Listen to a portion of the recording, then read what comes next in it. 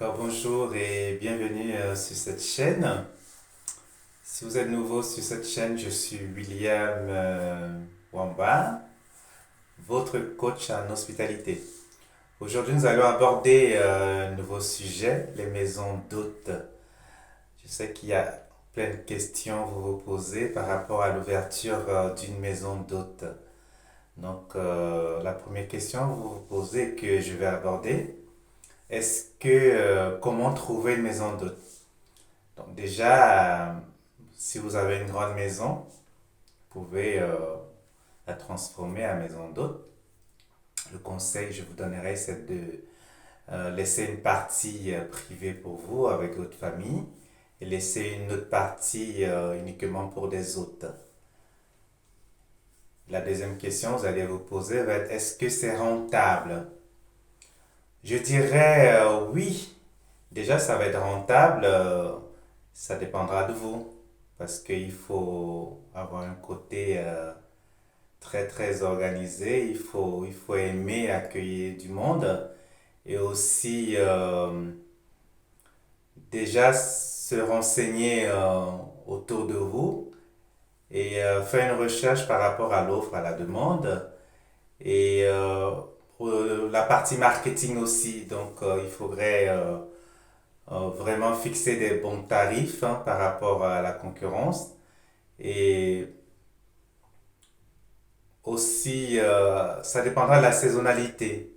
Donc, si vous êtes au bon endroit, dans un bon emplacement, dans une belle ville, où il y a des accès peut-être de transport, où il y a des activités à côté, oui, ça peut être rentable, c'est rentable.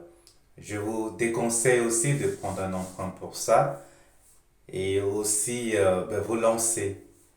C'est un business du futur parce que aujourd'hui il y a de plus en plus de personnes qui recherchent l'originalité, qui recherchent le côté humain et qui veulent plus rester autour des grandes foules comme dans des hôtels, des halls des hôtels. Donc c'est un business rentable que je conseille. En troisième question où les gens vont se poser par rapport aux maisons d'hôtes, est-ce que est-ce que c'est un business du futur ou pas? Oui, je dis encore oui que c'est un business du futur, hein. C'est un business du futur et je vous motive à vous lancer, tout en sachant aussi que il faut aimer l'inconnu, il faut aimer l'étranger, il faut aimer accueillir. Il faut aimer cet environnement-là, rester avec des personnes que vous ne connaissez pas, essayer de lier des contacts et surtout les satisfaire et les fidéliser. Et miser aussi sur du long terme. Il y a des personnes qui viendront pour un court séjour et motivez-les, fidélisez-les en sorte qu'ils puissent aussi vous recommander et aussi revenir aussi prochainement toujours dans votre maison d'hôte. Donc, c'était des conseils que j'avais à vous partager aujourd'hui.